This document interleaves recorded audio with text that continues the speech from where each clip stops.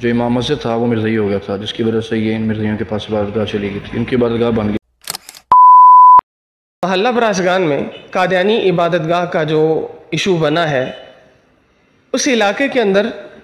یہ عبادتگاہ کب بنی، کیسے بنی، اس کے بارے میں بہت اہم تفصیلات سامنے آئی ہیں۔ میرے ساتھ موجود ہیں بھائی محمد اسامہ پراچا صاحب۔ ان کو یہ بالکل اس عبادتگاہ کے پڑوسی تھے، اب یہ وہاں سے کہیں اور منتقل ہو چکے ہیں، لیکن اسی خاندان سے تعلق رکھنے والے ہیں۔ انہوں نے حالیہ مسئلہ کے دوران بڑا اہم اقدام کیا، اپنے دوستوں کو لے کے، اپنے دیگر کولیگ کو لے کے، یہ ناموس رسالت اور ختم نبوت کے تحفظ کے لیے میدان کارزار میں خود اتر آئے اور آخر دم تک یہ ساتھ رہے۔ جانتے ہیں کہ پہلے یہ سلسلہ کہاں سے شروع ہوا اور بعد میں یہ چلتے چلتے کہاں تک پہنچا ہے، اور آئندہ کے لیے ان کا لاہ عمل کیا ہوگا۔ بہت شکریہ بھائی اسامہ صاحب، آپ نے وقت دیا۔ آپ اس بارے میں کیا کہنا چاہیں گے کہ موجودہ جو صورتحال بنی تھی، اس کی بنیادی وجہ کیا ہے؟ سر وجوہات میں تو یہی کہوں گا کہ یہ ہمارے مسلمانوں کی کمزوری ہے کہ عبادتگاہ ان کی پہلے تو ایک تو یہ پرانی تھی مسجد، تو جبکہ جیسا کہ میں کافی سارے لوگوں کو پتہ بھی ہے کہ وہ جو امام مسجد تھا وہ مرزئی ہو گیا تھا، جس کی وجہ سے یہ ان مرزیوں کے پاس عبادتگاہ چلی گئی تھی، ان کی عبادتگاہ بن گئی تھی۔ اس کی وجہ سے ایسے ٹائم چلتا گیا، مرزیوں کے بڑھنے کی وجہ سے یہ ان کی پراپر عبادتگاہ بنا دی گئی تھی۔ تو 2021 میں جیسے کچھ مسائل بنے تھے، لینٹر یہ ڈال رہے تھے، چھت ہونے کے باوجود انہوں نے لینٹر نیا ڈالا تھا، تو اس کے بعد کچھ بھیرے کے جو امام اور مولانا حضرات تھے ان کے ساتھ مل کے کافی سارے لوگوں نے ان کے اوپر کیس کروایا تھا، لیکن انہوں نے اس کی بھی پاسداری نہیں کی۔ جو اس کے اوپر لکھا گیا تھا، ایک کمیٹی تشکیل دی گئی تھی، انہوں نے دوبارہ وائلیشن کی۔ پھر جب جیسے پتہ چلا کہ انہوں نے کافی ساری کنسٹرکشن کر لی ہے، تو دوبارہ جب کہ ڈی ایس پی صاحب موجود تھے، تو بڑا اچھا انہوں نے ہمارے ساتھ تعاون کیا، ایسی صاحب نے، ڈی ایس پی صاحب نے، اور بڑا اچھا فیصلہ کیا اس کے اوپر۔ اب انہوں نے دوبارہ تعمیرات کی ہیں وہ یہ اپنی گرائیں گے،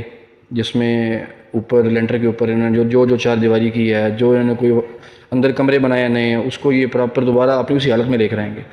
مینار سے ہمارا طے پایا تھا کہ میناروں کو یہ کوئی چھیڑ چھاڑ نہیں کریں گے، ایز اٹ از جس کنڈیشن میں اسی کنڈیشن میں رہیں گے، لیکن انہوں نے جو چھیڑ چھاڑ کی ہے اس کو یہ دوبارہ اسی حالت میں لے کر آئیں گے۔ جو انہوں نے کلامس اس کے اوپر لگائے ہیں یا جو انہوں نے کنکریٹ اس کو فلنگ کی ہے، تو یہ اس کو ایز اٹ از اسی کنڈیشن میں کریں گے۔ تو باقی آئندہ کے لیے لاہ عمل یہ طے پایا گیا کہ کمیٹی تشکیل دی گئی ہے، اس کمیٹی کے تحت اگر یہ دوبارہ سے کوئی یہ وائلیشن کریں گے تو ان کے اوپر قانونی کارروائی کی جائے گی۔ اور ساتھ ہی جب بھی انہوں نے کوئی کام کرنا ہوگا، ان کو کوئی اگر مسئلہ درپیش آتا ہے قادیانیوں کو، تو یہ جو کمیٹی بنائی گئی ہے مسلمانوں کی، ان کے ساتھ اور کمیٹی کے ساتھ یہ جو مشترکہ ایک اجلاس بٹھا کے ان کو یہ بتائیں گے کہ ہم نے آئندہ عمل میں یہ کام کرنا ہے، ہماری یہ مجبوری ہے، ہماری یہ چھت گر رہی ہے یا ہمارا یہ دیوار گر رہی ہے۔ اس کے بعد بتانے کے بعد جو ایک متفقہ فیصلہ ہوگا اس کے اوپر عمل کیا جائے گا۔ ایسے بھائی اسامہ صاحب، اگر 15 اگست تک قادیانی آپ کے کیے گئے معاہدے کے اوپر عمل پیرا نہیں ہوتے، تو ایسی صورت میں آپ بعد کا لاہ عمل آپ کا کیا ہوگا؟ سر پہلی تو بات یہ ہے کہ ہم قانون کے پابند ہیں۔ ڈی ایس پی صاحب اور اے سی صاحب نے، ایس ایچ او صاحب نے بڑا تعاون کیا ہے۔ بندہ کیوں کہ انہوں نے تعاون نہیں کیا، بڑا اچھا تعاون، اور بڑی امید ہے، میں کم از کم پر امید ہوں کہ انشاءاللہ، مجھے امید نہیں ہے کہ ان کے ہوتے ہوئے کوئی پرابلم درپیش ہے، اور آگے بھی وہ ہمارے ساتھ پورا کوآپریٹ کریں گے انشاءاللہ۔